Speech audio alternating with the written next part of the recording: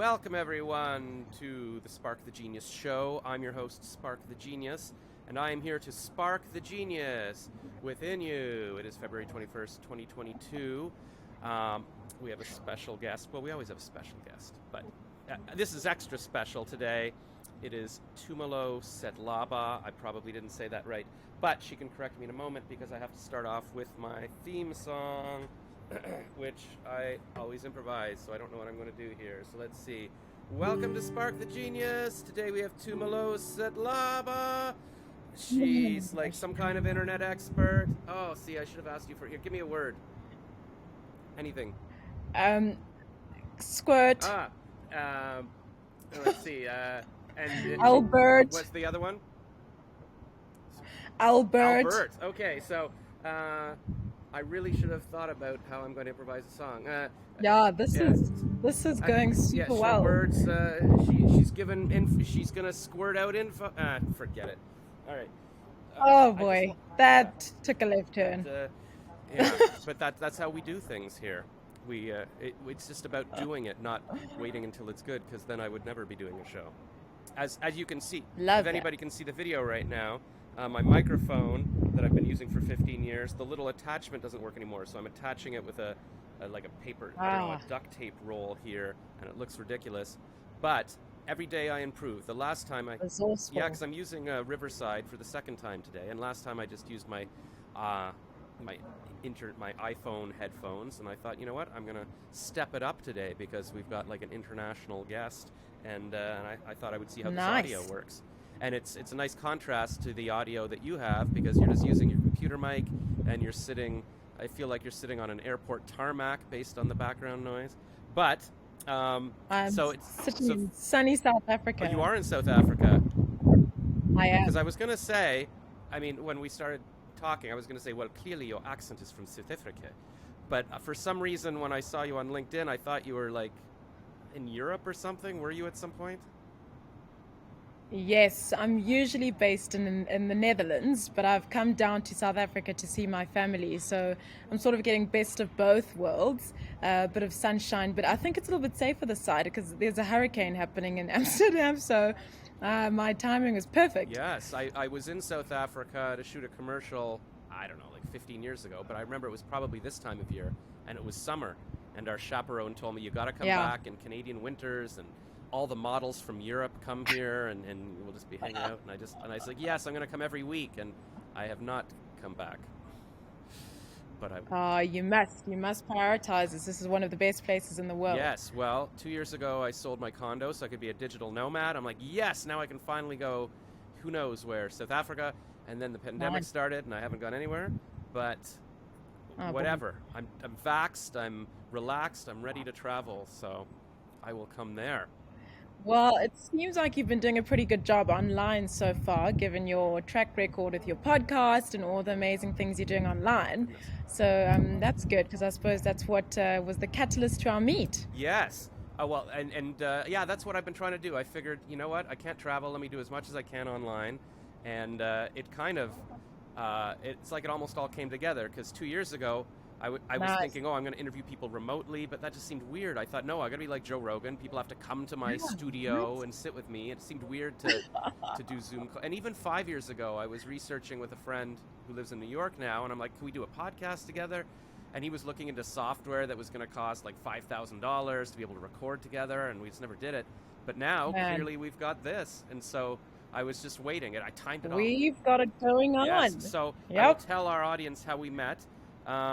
Let's see, a week ago, somebody named Angela Milosevic, senior brand designer at Squarespace, posted, and I'll hold this up for our YouTube viewers, just a website, I guess, a Squarespace website, Zendaya.com, that they made, and I guess actually I never watched the commercial, but it looks like Andre 3000 was narrating it, and there was a Squarespace, and then, is it Tumelo? How would I say this? Yes, spot on. Tumelo left a long comment. I'll read it all. Nice website, but what's the call to action besides signing up? Am I signing up to news about Zendaya? Other than that, why would I visit the website again then? Is it a fan page or a digital Z card? It's a nice compilation of her work to scroll through, but I'm wondering if a visitor to the site could get more out of the website, like even a contact us for agencies who might be interested in working with Zendaya, or a blog by Zendaya herself to build a community and a bit of a voice and tone to the site.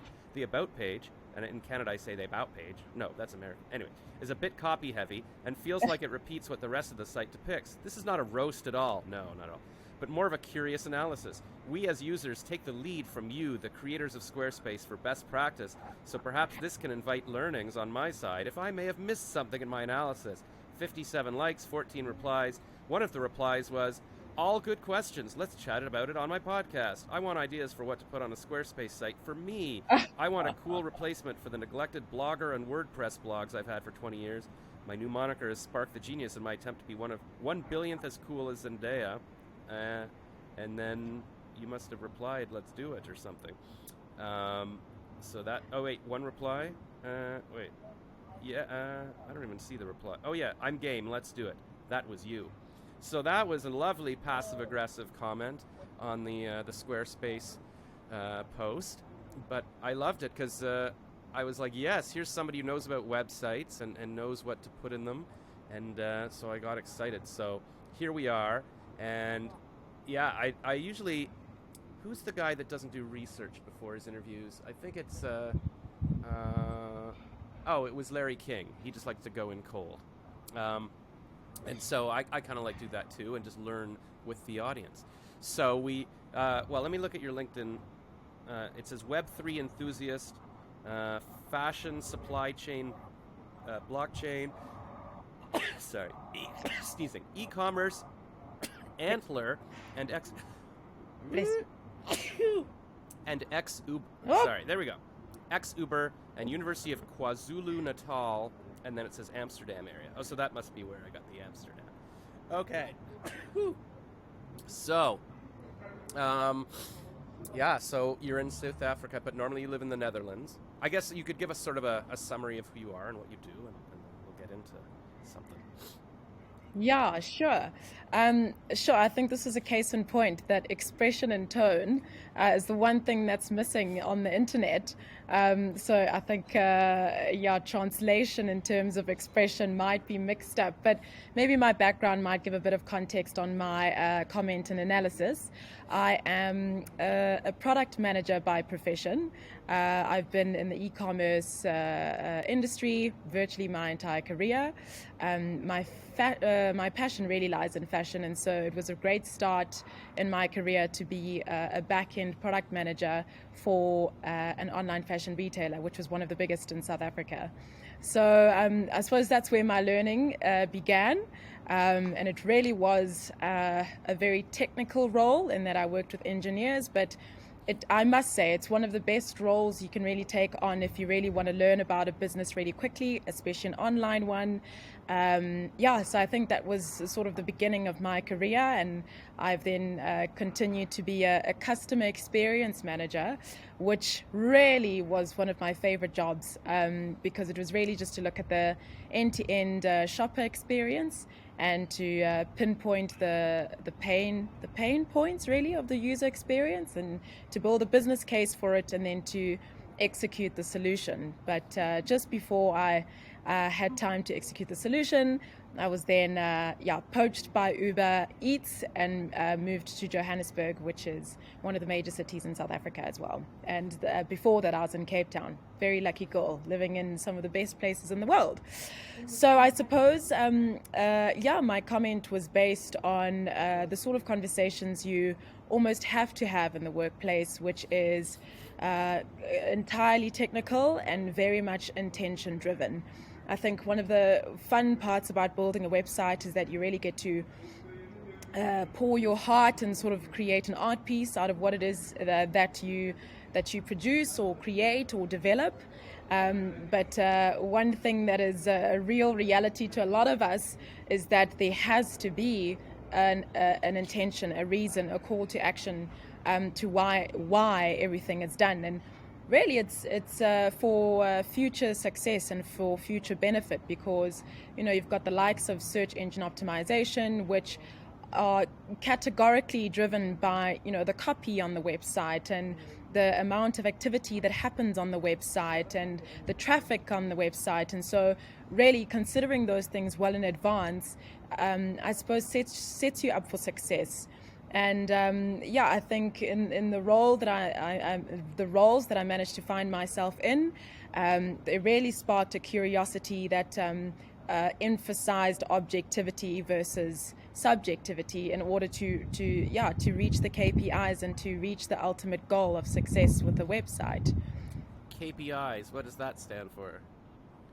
Key performance indicators. Yeah. So those are the numbers that the business people look at. One of them could be traffic, one of them could be conversion, one of them could be how far along in the website you end up and where you taper off. So they're all sort of signifiers of where your users finding your website interesting and where they're deriving any interest, and what you can do with that moving forward. Yeah, this is all good information, because my personal website journey, I guess it was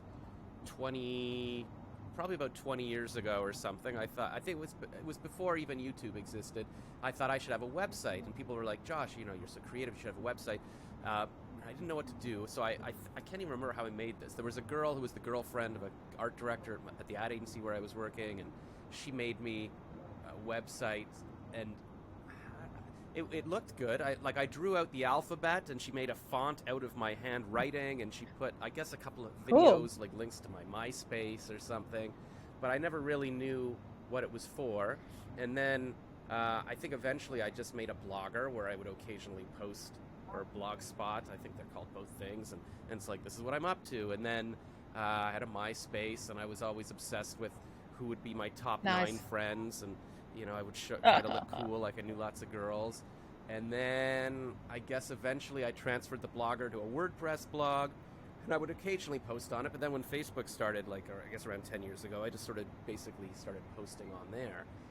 But the problem if you post everything on a social media site is that they own it, and they can shut you down if they want, or you don't get any money from people visiting the site.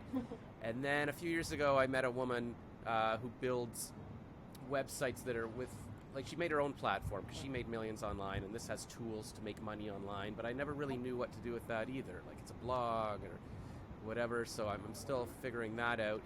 And then lately I've been like, you know what, my WordPress is ugly, maybe there's something else I can do. There's a girl I listen to, she's always interviewed on a podcast, the James Altucher Show, and I looked at her website. She's kind of like me, she has like a couple of different podcasts and all these different businesses, and her site looked good, and I asked her, and she used something called Show It or something, but I guess it's kind of like, it looks like they sort of build it based on WordPress, but they put in cool features and everything.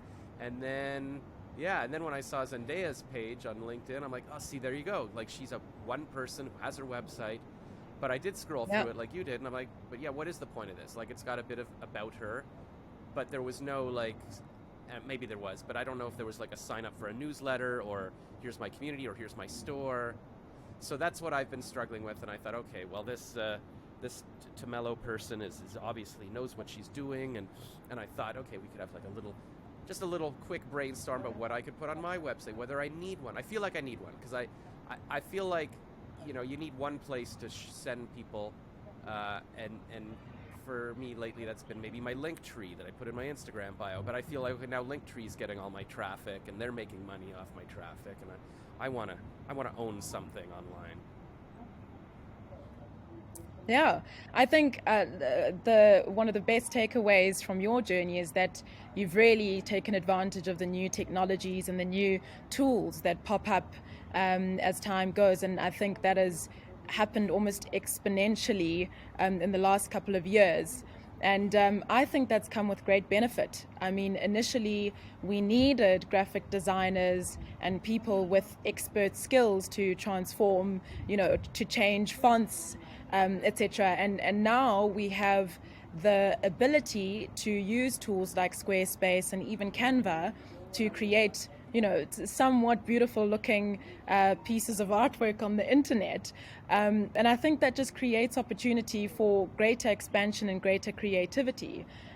Because people who used to be, say, graphic designers have now moved on to be UX UI designers, and people who were professional engineers and developers 5 years ago now have an opportunity, and in fact everybody has an opportunity to become a blockchain engineer, which is something relatively new, and which means Web3, by the way. When I say blockchain, I'm specifically referring to Web3. We're all starting at the starting lineup. So I think I really commend you, and I really admire the fact that you've really sought out to find the right platform for you.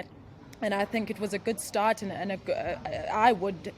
have done the same thing to try to find an identity through programs and tools like Squarespace. But at the end of the day, and I think you touched on this a little bit, that there are actually lucrative opportunities when it comes to creating what I would call digital assets on the internet. And of course, when you talk about digital assets from a Web3 perspective, you might be leaning towards the NFT space. But in this regard, I really mean things like websites or ebooks or questionnaires or downloadables, anything really that creates some sort of value for someone. And we touched on community in the comment, saying, oh, it would be really nice for Zendaya to maybe, I don't know, write a few blogs every now and then. And the beautiful thing about the internet right now is that if you just write for yourself and you're true to who you are and what it is that you aspire to and what it is that you want, a community builds around you. And I think that's one of the best parts about having websites. But again, and like everything in life, you kind of have to be a little bit strategic and a little bit intentional in your approaching your project. And I think they're beautiful alternatives at the moment. I was just looking at, there's google.site, which is a very simplistic version of a website, pretty much drag and drop. I think you can have somewhat of a customization, a few numbers and letters and then your name there. That's something you could do in an hour, and I mean that because I'm not always the most tech savvy when I first start using something, and I actually found it quite user friendly. But for me, aesthetics really matter. I'm in the fashion industry, I'm in e-commerce, and I really genuinely like pretty looking things. So that wasn't the best option for me, but sometimes you just need something that's going to do. Sometimes you just need a footprint, a digital footprint. Which I think also aligns with your ethos, Josh, where you knew that you wanted to start a podcast, and you sort of said, well, if I don't start now, I'm never going to do it. So I think all these tools really do create shortcuts for us and give us the ability to really create a world that we want. And sometimes it takes forever, and sometimes it's just a click away. So I think that's what's super fun about playing around on the internet at the moment. Yeah, that's awesome. Everybody should print out what she just said and read it every morning. It's good inspiration. But yeah, it's kind of, because I just had some quick thoughts. Like, yeah, when I was originally talking to Emma, I think, who's the one who made my website, I remember looking into okay, can I build something else? Or she wasn't helping me anymore. And back then, I was talking to people, yeah, it's going to be $15,000 to build a basic blog or website. I'm like, what? So I just never did it. And then I eventually bought a template, something called newspaper for my WordPress, because I thought, it's going to look like I'm going to be Perez Hilton. I'm going to have different articles every day, my funny comments on celebrity gossip, then the newspaper template, I have to keep updating it every month, and it just never looked good. And I've just let it slide, and now I'm just using my basic old, the basic WordPress default. And just on that, Josh, sorry to interject, but that's one of the things, and I must correct myself a little bit earlier by saying, there are some graphic designers who then turned into UX UI, and that's not to say that, the traditional roles that we know are necessarily being replaced. And that's sort of the example that you're alluding to, when you started off with a template and then it actually became a little bit difficult for you to continue. And that is one of the disadvantages of having a template. It could look super pretty, But in terms of moving forward and building on top of it and becoming an e-commerce platform and then becoming a marketplace and then becoming, that ends up needing quite a bit of technical intervention. And from what I've heard from a lot of engineers, it's almost not worth it. That legacy that comes with the template is just, it's a bit of a nag. So sometimes, and I think you did this in this case, is to just go with the professionals. Depends on what you want. It depends on how much time you have. It depends what conversions you need and how soon. Yeah. So, because I started looking at, thinking, okay, should I do a Squarespace or Wix? And everybody was advertising those. But for everything I read about online, people would say, oh no, like if you pay for Squarespace, now you're paying them and they're getting the traffic and they can shut you down. Like you really have to make your own WordPress and own it all and have a self-hosted WordPress. So that's why I've resisted using those sort of template things like Wix and Squarespace.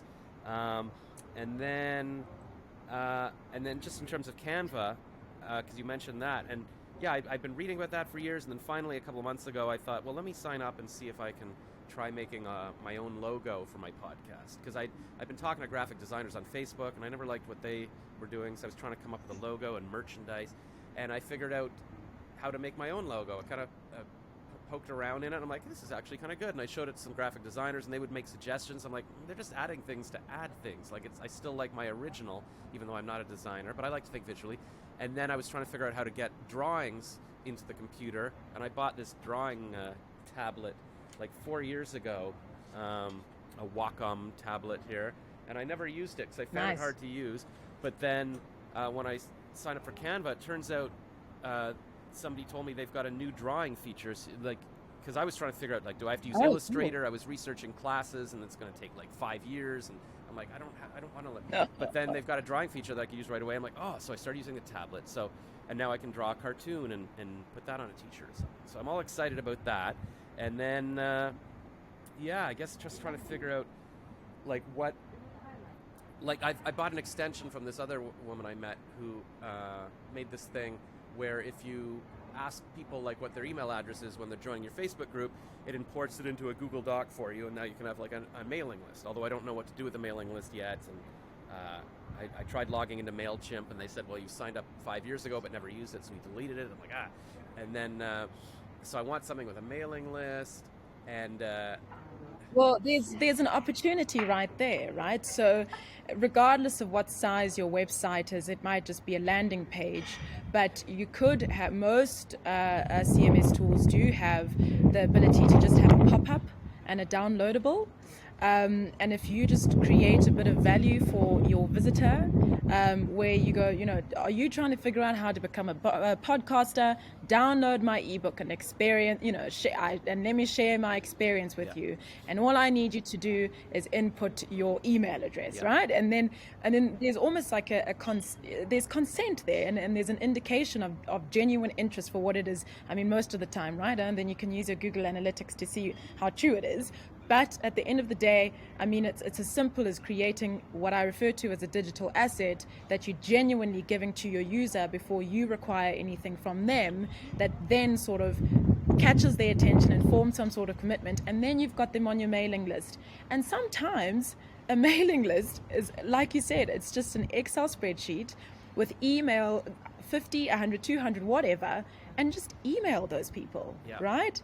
And I think it starts from there, is that authenticity. But I say this with a pinch of salt from myself, because I've tried many times as well, and it's easier to say than to do. But there are options out there to, you sometimes don't need all the frills, but the frills are fun. Yeah, no, I like all the frills. And I've been thinking about what to do with the newsletter. Like this girl, Jen, like, so the James Altucher show, I keep talking about it, but it really is a large part of my life now, because I listen to it every morning for an hour while I jog, and it's the most interesting thing I've found online, because he just, like, he's like a genius guy. So he'll interview people about what's going on in the Ukraine, or what's the future of synthetic biomedicine or whatever. But then he's also got mini-series within his podcast. So he's got one called I Will Make You a Millionaire, where he coaches people to make $1 million. And this girl, Jen Glantz, that he's been coaching, the one I was saying that does all these different things like I do, he's been coaching her to start different newsletters. Like, her original job was bridesmaids for hire. She would like be a bridesmaid for people, and so she's got a newsletter for that. But then he coached her to start another newsletter, the first years of marriage, and now she does another one called Odd Jobs, where she talks about different odd jobs. And so she does those all in Substack, but I think on her main website, like her Show It page, there's a Substack page or something, and you can sign up for all the different. It's all complicated. But and you were talking about NFTs. I just saw she tweeted yesterday. Here's an NFT, and it's just a graphic saying coaching call with me. And normally it would be $250 for an hour, but it's like $26 or to sign up for. And I was thinking of doing it, and then just saying, okay, but for our coaching call, I'm recording it for my podcast, so it all ties in. But I guess that's what I've been struggling with too, and she's even struggling with, like, she does so many different things. Should she focus on one? And James told her, no, it's good to do different things. You don't know what's going to hit. Like, I mean, eventually you'll hit a limit of too many things, but she's got about 5 or 6 businesses on the go, and that's fine. So I've been struggling with, okay. I think the opportunities to really extend content without spreading yourself too thin. And I do think it's worthwhile having a portfolio of digital assets, but again, not spreading yourself too thin to the point where you actually neglect the platforms that you have. Of course, do as much as you can, but there are sort of cheat sheets out there where, you know, you can turn what is a webinar into an audio, and then you can transcribe that and turn that into a blog, and then transcribe that or make that shorter and turn it into captions on Twitter. And that's just from one sort of moment of content creation, but then you sort of stretch it out. Yeah. I think there are also laws, rules that you have to follow for each channel. You don't treat Twitter the same as you treat Instagram in the same way. It just doesn't work that way. And also, they're just different audiences on those different channels. Sure, there are communities, I think, that are representative of most of the world, but we know that the Gen Zs are, you know, more inclined to use TikTok than certainly the millennials, I think the statistics say, right? And that's something important to know if you are, you know, talking about, or I don't know, covering something that is like Gen Z specific. So a bit of your audience research, I think, goes a long way. Unfortunately, very contrary to today's culture, building a digital asset sometimes just takes a bit of time and patience. And I think that's where we lose a lot of our digital heroes, where people get discouraged. I mean, starting a YouTube channel, you know, it's consistency. You know, it's being reliable, you know, your audience knowing exactly when to expect and what to expect from you.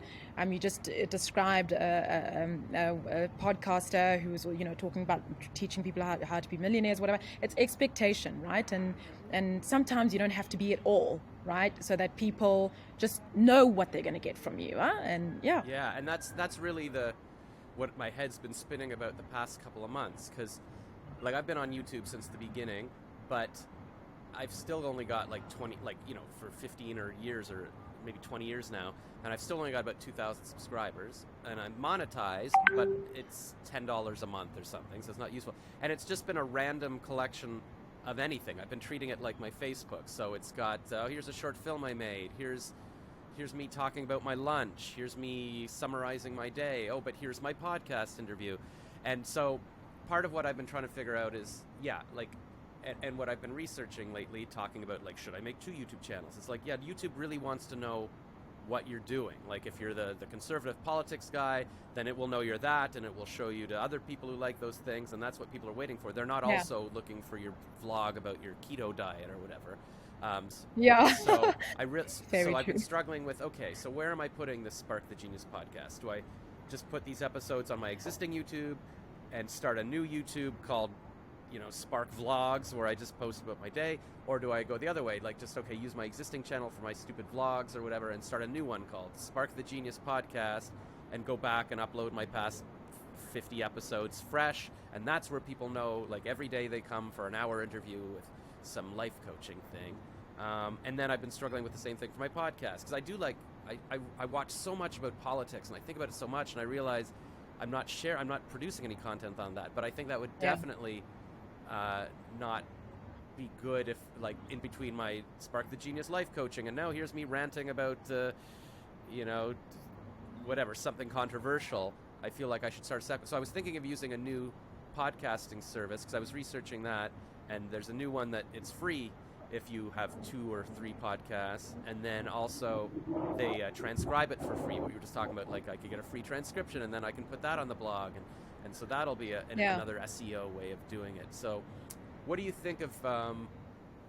Yeah, like that idea. Like you're on my show now. Like what? Because I was researching last week, just looking up what are the categories on Apple Podcasts, and because I was thinking, oh, I'm a comedy interview, I'm celebrity news, I'm life coaching, but that's none of that can be the same thing. So I was like, okay, maybe what if I go to self-improvement and entrepreneurship, and there's this, but then, and then, is that my YouTube channel, and I put my vlogs somewhere else, or just forget my vlogs, or just put those on Facebook? Yeah. So I understand. It sounds like one would think it's a nice problem to have because it probably means that you know a lot and probably super talented at a lot of things. So I can understand, though, how that can be a little bit frustrating. But I can only speak from my own personal experience. And I don't know if you've come across the Ikigai I've done. diagram. At the beginning of the pandemic, I was doing Zoom calls with coaches and all this stuff, and a few people were talking about the Ikigai, and it's basically, the Japanese idea of looking for your purpose in life, and there's this Venn diagram. So one is like, what does the world need? What can you make money doing? What do you enjoy doing? And something else, or maybe it's the 3, and Exactly. and then you find whatever is the thing in the middle. That's what you should be doing.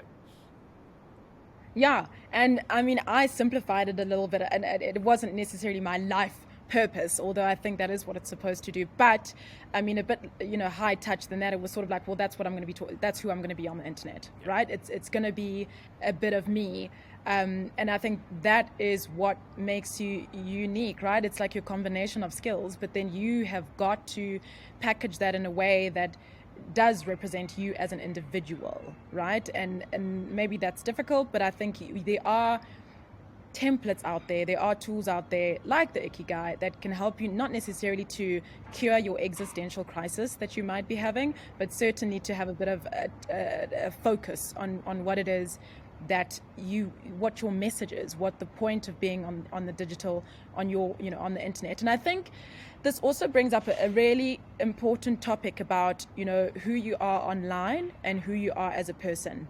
And I think there's this high pressure. I know I sometimes feel it, which is to be as authentic as possible and to give all of me, and that's metaverse-esque. That's where we're heading towards, where we have a strong presence and personality online. But it doesn't have to be that black and white. You can share some parts of you, and you can keep some of your own, some parts to yourself. Yeah. So and it just depends. Are you running a business? That's an actual question. Am I running a business? Yeah. No. I mean, all I've been doing, like, I was working as a copywriter at ad agencies for my career, and then, like, 6 years ago I left that. I'm going to try working on my own. In retrospect, I probably should have gone back to the job. It was a cool job. We shot a commercial in Cape Town, and I got to stay there for free. Nice. But there's nothing yet, so I've just been doing some freelance copywriting and some voice acting with this mic. So that's kind of my income, and I was also doing some investing. But I haven't figured out what my business is yet. Like, I listen a lot to this podcast, the Kathy Heller Show, or it used to be called Don't Keep Your Day Job, and she makes tens of millions of dollars now just from doing a podcast talking about be yourself, there's abundance out there, or whatever.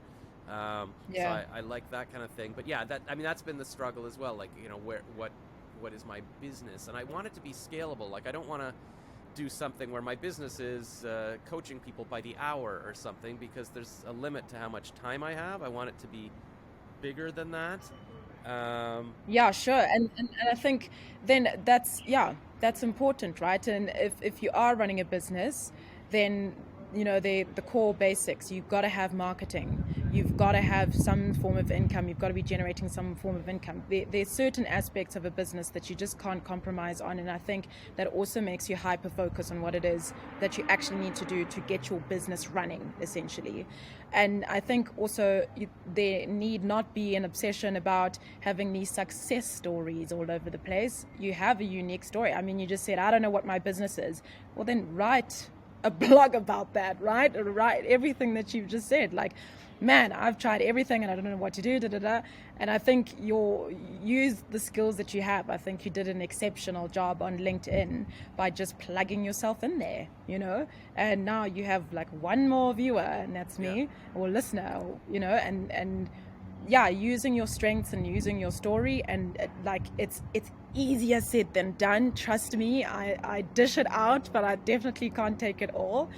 But it's worthwhile. And there's I think his name is Mark Manson or something, and he wrote I might have mispronounced his name, but he wrote the Art of Not Giving an F. Yeah. Art of Not Giving a Fuck. Right? Yeah, James. And that was like a tongue-in-cheek book. We were all like, right? Like, well, you can't say that. You should probably say something way more scientific and philosophical or whatever. But it was simple, straightforward, and he's literally built an entire career on that. He just gives candid advice. That's actually pretty uplifting, but that isn't so so heavy, right? So I would say a lot of it is branding. Like James was talking about that recently. 100%. I think he was interviewing, I'm getting confused on my podcast now, but I think he was interviewing the woman who wrote a book called Badass Women, or Being a Badass Entrepreneur or something. And now she's got like her badass empire. And a lot of it is the branding. And he said, he talked about how the Art of Not Giving an F was like the biggest book, and it might not work today, but back then there was nothing like that, and people noticed it because of the name. But it was just, it's just a traditional entrepreneurship or whatever. But when you give it a fun name, and that's why I came up with the name Spark the Genius, because I was like, my regular name is hard to spell, hard to pronounce, whatever. Here's something that's visual and memorable. I remember Ty Lopez, I was watching some Instagram live with him a few years ago, and he was saying, like, if you've got a name that's hard to spell or hard to remember, give yourself a new name. And so, like, he gave the example of Faith Popcorn, who's like a futurist, and she predicts trends, and she's got a cool name, Faith Popcorn. But her real name, I researched, is just Faith Plotkin, like it's a Jewish name, but people kept mispronouncing, and she thought popcorn sounded like Plotkin or something. So and then just to tie in, you were talking about being authentic. James was interviewing this guy a couple of days ago who he wrote a book. I forget what it is, but the episode's called How to Be a Superhero. And this guy researched how people can come up with an identity in their head that's like a superhero, or somebody, maybe you're a Jedi in your head, and it actually changes your performance. If you have a little, like he coached a kid, gave him a wristband that said, you're Paul Bunyan. And when he looks at the Bunyan side where it says Bunyan, he can hit baseballs farther or something. And he said, for sure. He says everybody tries to be authentic online, but there is no authentic. There is no one little thing that is you. Like, you can create, there's different parts of yourself. You can invent a new part of yourself.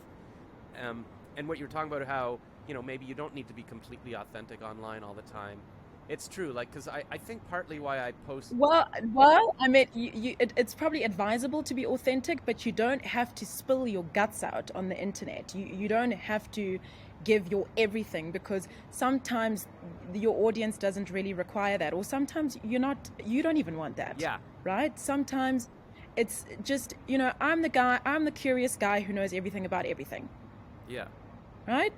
And then you don't have to be, the simpler the better, I would say. And just not feeling that pressure of having to display all of your skills all the time. And I am one to say, because one of my favorite quotes is, do it all without missing out. But they're different outlets, and sometimes like the internet doesn't have to be that. Yeah, and I think part of why I do that is because it's almost like a diary. Like, I feel like I need to record my every thought and my every misery, and I want to share it to the world, so I feel like I'm not alone, because I don't have a wife to talk to or kids or anything. But the world doesn't need that. And I think people do, I don't know. I mean, it's a struggle. It's like, why do I do this? Why am I pouring out everything? Because you can curate yourself, and that's not cheating by just being positive online or saying I'm the curious guy. And I follow lots of YouTubers that I don't see their everyday foibles, but I like hearing them talk about movies or politics or whatever, Yeah. and that's enough. Like I don't don't Yeah. need to see them lying Exactly. in bed going, "Oh, I'm afraid of dying," like every night. Like, so maybe it's fine to curate. But in terms of being authentic, just James talks about how he was a financial blogger and he did okay. But once he started talking about his own failures, how he lost $1 million and then gained it back and then lost $1 million again, that's when he blew up. So even the intro to his book, like I've got 4 of his books from the library, or three from the library right now, and it says, I'm the guy who for some reason turns myself inside out and dumps myself out on the internet. But I mean, it works for him. But who knows how much we're also not hearing. But also he's rich and famous now, so he can get away with all that. But also, I look at who I follow. Like I like following like positive people like Tony Robbins or Dean Graziosi, because I'm like, yeah, they can tell me, and I'm sure they've got their own issues, but I don't necessarily want to watch somebody else being depressed all the time. I want to hear people being positive. But also, in terms of psychology, you can trick yourself into being somebody different. If you smile, even though you don't feel happy, your brain thinks you're happy, and then you become happy. So if you're on the internet all the time saying, I am successful, I am the genius, I mean, that's legit. You don't have to be like, oh, but I feel insecure, so I better sit here and whine for a while. You can become a superhero. Because I think, like you can't believe everything you see on the internet, right? So, and you can't take it as gospel. So yes, I'm sure there are some people who show certain sides of themselves, and that's also okay. And just back to the authenticity bit, and maybe just a different perspective, as one thing that I definitely have appreciated is that there's less expectation about perfection of content, and I think that's changed over time. One of the strongest reasons why that's the case is because of good old COVID. The standards sort of slid a bit, right? We didn't expect everyone to be too perfect because we're all working from home and we're all trying our best, and there's no reason to just shut someone down because they use this. Like there was a kinder viewer suddenly. And also because of the wake of, if you think about it, when Instagram came out, the algorithm really cared about well-curated, consistent content, right? And you had to, post at specific times of the day, and you really had to track when your audience is, active, and and we all had those grid designs. You remember that? And we had filters, very specific filters, and that still happens today. But the real doesn't need that, right? That's a new feature on Instagram. The reel does not need that, and in fact, it necessitates that you're as spontaneous and just put up my camera and took a video, and we love that, right? So the standard has changed, and authenticity has also found a different, got a bit of a facelift, and I think it's made it a little bit easier for us to just be a little bit lighter on ourselves and not be so hard on ourselves, and not try to be so perfect, and do what you're doing, Josh. Just put it out there and keep going. Yeah, I mean, it's funny because I was watching an Instagram coach on YouTube a few weeks ago, and she was talking about how, like, the old stuff, like your old thing, oh, it's got to be 9 p.m. and these are my times, and the audience needs to see it then. That's the old advice now, and even the stuff you're talking about, it is reels now. Like, it's funny, I keep getting stuck thinking, oh right, I got to post the perfect photo. But things change. So I can't be beating myself up for not doing something 2 years ago because it was different 2 years ago. And that's what I've realized. There's going to be another thing. Yeah, there's going to be another thing, and another thing, like, and another thing, like and another Perez thing. Yeah. Hilton became the biggest blogger because he was the first blogger. Even Joe Rogan became the biggest podcaster because he was first. We were talking about this 10 years ago. I was like, oh, I want to do podcasts like this guy. And, if he started today, would he have been the biggest? Probably not, but because he was doing it. And so you were even talking about the audience, and it's so true. Like, the audience is different. Like, it's on TikTok, very different crowd than Facebook. And for a while there, I was posting, like, every time I did a long video, here it is on YouTube, here it is on Instagram. And people aren't going to sit on Instagram watching my 10-minute vlog, although maybe they would have years ago. But even things have changed. Like, it used to be even back on YouTube, it could only be a 10-minute video. That was your limit. So I was doing this talk show with this woman 15 years ago, and if we went 15 minutes, I would have to post it in 2 parts. Like it was, and I've been thinking, I got to go back and paste those together. Like, no, I'm never going back to post those 15-year-old videos again.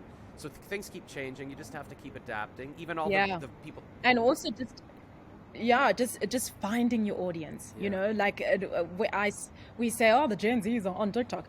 They are lovely women who have been in the industry for decades in gardening, right, and have a wealth of knowledge and are on TikTok keeping things super short and simple. And for the youngin' like I, who really has no idea how to garden, I'm learning, right? And I wouldn't necessarily be the most obvious target audience, maybe, but it's very clear. I'm the lady who has been planting pink flowers for 50 years, and I am someone who wants to know how to grow pink flowers for the next 50 years of my life, and so I want to follow her.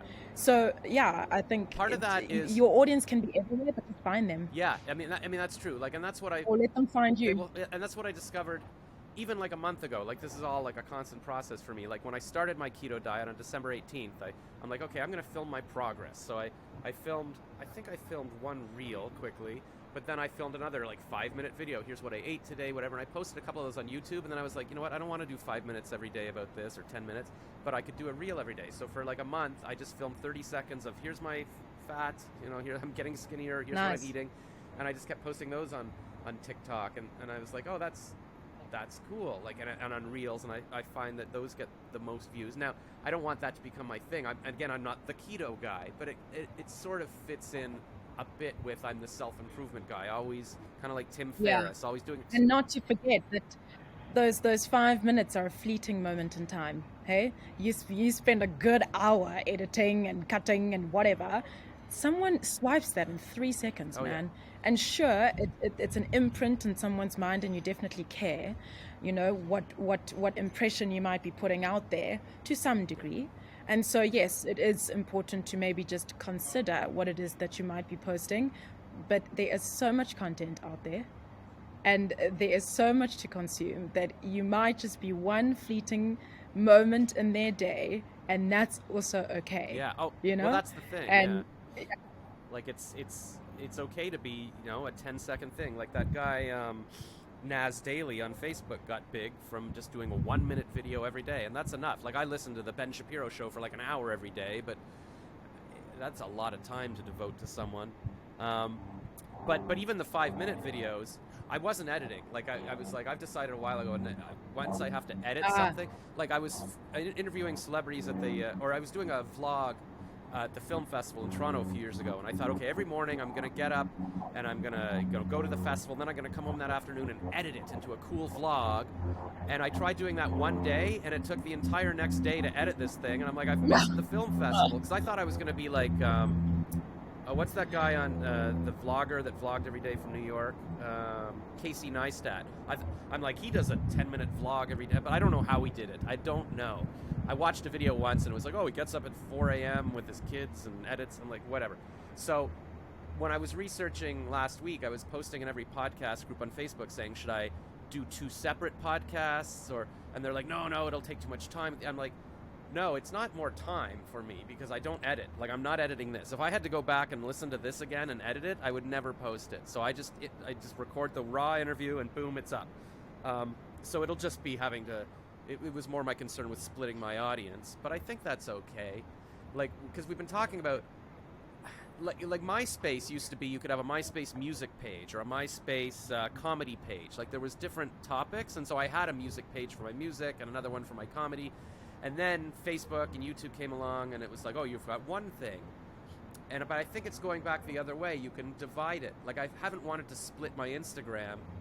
See, that's the thing. I look at like Amy Schumer, and like she's got one Instagram, or Gary Vee, one big thing where he does all his stuff, and I'm like, is that splitting my audience? If I have an Instagram for, my vlogging, but now I've got another Instagram for just my cartoons or just my music, or what the hell am I? But maybe it's like you're saying, you've only got so much time, so maybe pick something and combine it a bit. Like, that's why I'm like, okay, I'm Spark the Genius. I like learning about things, but it's all kind of got the theme of improving yourself, and then I can do a cartoon about improving myself, and then people maybe will like that as part of it. Like, it doesn't have to be separate media, but I don't know where I was going. I wrote notes with all the things I was going to say, because everything you say, like, triggers something else in my head. We might have to have another episode of this, because I have a hard stop at 5:30. Okay, good, because we're almost, this has been 50 minutes, and that's the other thing I've realized, that these shouldn't go on for too long, because people aren't going to listen. But I hope we can talk lots more. And yeah, the one other thing I thought of when you were talking about how, like, when I just left a comment on LinkedIn and I just got an interview like this, my problem is that things like that seem obvious to me. Of course, message somebody on like, comment and say, be on my show. But to me, it almost seems too easy. Like, I feel sometimes like I can see the Matrix, like I'm Neo at the end of the movie, and I can see the numbers and how it's all working. But when I do something, I'm like, oh, that's too obvious. Like, it can't be that easy to just comment and that's how you do it. But I think maybe I do get things, and I forget that most people don't get. And probably a lot of us suffer with this. Like, we think, oh, we know everything about everything, and everybody else must know everything we know, but they don't. So, like, you can still teach. Oh, and the other one thought I wanted to say, you were talking about the woman with the pink flowers. Like, a lot of it is people like to see people who are excited about something. I had a friend in university from France who really loved jazz, and so we would go to jazz shows together. And I didn't like jazz, but I loved that he loved jazz. And so this guy, there's that British guy who's big on Instagram and TikTok, where he films trains. Like, he really loves trains, and every day he films another train or gets on the train, and he's gone huge. And I looked through his Instagram, and he only started it like a year ago. But people love, and I don't think it's that people have always been hungry to hear about old trains in England, but they love how enthusiastic he is about it. And they're like, I just love seeing how happy he is. So it's like your pink flower woman. Hey, she's so happy with her flowers. I want to be happy like that. Yeah. All right. So, by the way, where are you? Are you sitting at a hotel? Yes, I'm actually at a workspace where a lot happens. So, it's been a fun day for me. I like this new change of work from home and hybrid. Yeah, I like being outside and having people work and eat, and it's wonderful. That's my dream. That's why that was my like when I sold the condo and I didn't go back to a job. I'm like, that's what I'm going to be doing. I'm going to be working remotely. I'm going to sit, at a workspace and talk to other networkers. And now I feel like maybe I'm too old to do that, but I still want to do it. And it's nice to see you doing it. And so, what do you think? Where should we leave me? Like, if we do we do regular check-ins, like what's Josh's website or Spark the Genius or whatever. What's my assignment? Should I make a Zendaya type blog on? I think, boy, and this is, I'm spitballing here. This is just I've never suggested this in my life, but I would say try and gain or engage with 5 people every week, which is 1 person a day, and get them to be someone who follows you, or convert them into someone who's part of your community. And see how that I think I snowballs. I feel like I'm doing that. Like, every time I post in a politics group or some other group, like, I get new followers on Facebook, but I don't have the central. What you need is the call to action. Like, I want you part of. Like, I was thinking maybe I need to make a member vault, but now they're changing from free to paid, and I don't even know what member vault is. It's kind of like Facebook groups where you own your community. But Jen has all her newsletters on Substack, so I was thinking of starting like a Substack newsletter where it's just, here's my thoughts on James's podcast today, or my little daily tip of the day. Like, and that way you can say, look, I've got this many followers. Pick a channel and go. And then I thought maybe my thing is the podcast, like, just, because it's video, it's audio. Maybe I just interview a different person every day for an hour, and that's what I'm building. Like, rather than worrying about, it's my new TikTok, it's my little that. Like, I can still do those things, but the one main thing. Because here's a quick little story. I flew to Israel 6 years ago for a trip, and when I was getting on the plane, I treated myself. I still had my job, so I was treating myself to first class so I could sleep on the plane. And the girl sitting behind me looked familiar, and I'm like, I feel like she dated Leonardo DiCaprio or something. So I Googled Leo girlfriends, and I was like, yes, it's Bar Raffaelli, the Israeli supermodel, sitting behind me. Oh my God, I'm going to be on a plane for 15 hours right beside her, or in front of her. This is it. I'm ready to go. And I sent my friend Tony, who does podcast, or I was going to do the podcast with, I sent him the picture with her behind me. He's like, oh my God, she was just on the Howard Stern show. And I thought, when I get back to Canada, one thing I have to do is start a podcast, so the next time I see a supermodel, here's my card, you can be on my podcast. and that's kind of why I started the podcast, so I could have that one place where I could have people on. She didn't want to talk to me on the plane. That never happened. But yeah, so that's, I guess this could be my thing, because I like these long form things. I'm not the person on TikTok like just lip syncing and doing silly dances and stuff. I feel like, what's the point of that? But okay, so I'll try to get. That's the thing. I guess I'll build a little website, like just something on Show It or Substack or somewhere where I can give people, because I want to make swag and I want to put Spark the Genius, but I was afraid to put at Spark the Genius because like, oh, you got to follow me on Instagram, because Instagram, I don't want Mark Zuckerberg to own me. Like, I want to have my own .com or something that everybody goes to, and that's my thing. But I guess I'll figure it all out. But I'll keep working. Looks like you will. I'm pretty sure you will figure it out. But I think, simpler is better, Josh. And I think you have all the answers. You don't need all the answers. It's probably just, consistency and just one channel, right? Not channel, but like just one. Go and have eye on the prize and like go with the end in mind. Like, what do you want? It sounds like you want financial independence. It sounds like you want freedom. It sounds like you want to meet people and learn from people. Then cool. Like, then go, okay, well, how much business perspective? Okay, well, how much is that? How much is that? How much is a lifestyle like that? Oh gosh, it's X amount. Okay, how much time do I have? Okay, I've got 2 years. Okay, well, how much do I have to make every month in order for that to happen in 2 years? Oh, okay, well, I have to make a couple $100. Okay, well then, what is worth a couple $100? Right? What have I created that is worth $100? And I mean, you can figure that out by doing some research and blah blah blah. But then, maybe it's not a video, maybe it's an entire ebook, right? That's like $29, right? And that's sold on your website. And then, No, my problem is I'm thinking way bigger. Like, if I wanted money, I could go back as a copywriter and make a couple $100,000 a year writing commercials, and that'd be done. Or like, even a few years ago, I saved up some money and invested in stocks, and I made $1 million in a month. But then I was stupid and I didn't sell, and it went back down. So I've had money. I know I can make money. Like, if I go do a voice gig right now, I could make $500 like in 10 minutes. So it's those little things I know I can do, but I want to be bigger. At this point, I want to be a Tony Robbins or Richard Branson. I want to have an island, cool. And I want to combine helping people with my comedy. So I can go and give a 20-minute TED Talk that's just talking about, hey, how I started a podcast, but be entertaining, but also helping people. Because comedy for the sake of comedy seems like it's almost like a waste. But I mean, well, I believe you've got all of right. those components. So great. So I think you're on the right trajectory. Well, thank you, and hopefully you'll come back and on my podcast, and we'll check in, and then I'll fill you in on what I've been working on. You're very inspirational. And is there anywhere you want people to visit you, or what's your thing, so I can plug you at the end? Yes, I am mainly on LinkedIn. That's my favorite social media platform. And on Instagram, that's where I'm I'm open to sort of conversation and short chats. It's my name, Tumelo Setlaba. My handle on Instagram is What the Tech Tumelo. Oh, I like it. Tumela? Yeah, thanks. Did you say? So, yeah. What the? It's What the Tech Tumelo. That's actually how you pronounce my name. Oh, Tumelo. Sorry, I was thinking that was some other word. Oh, yes. Okay, that's no, I don't. Your name. I'm looking at. I was thinking a D in my head. Dumelo. What's that? Is that a South African I expression? know. What the Tech Tumelo? Okay. So, all right. Well, good. Yep. I'll put the links in the description below, because that's what they do on the podcast and the YouTube.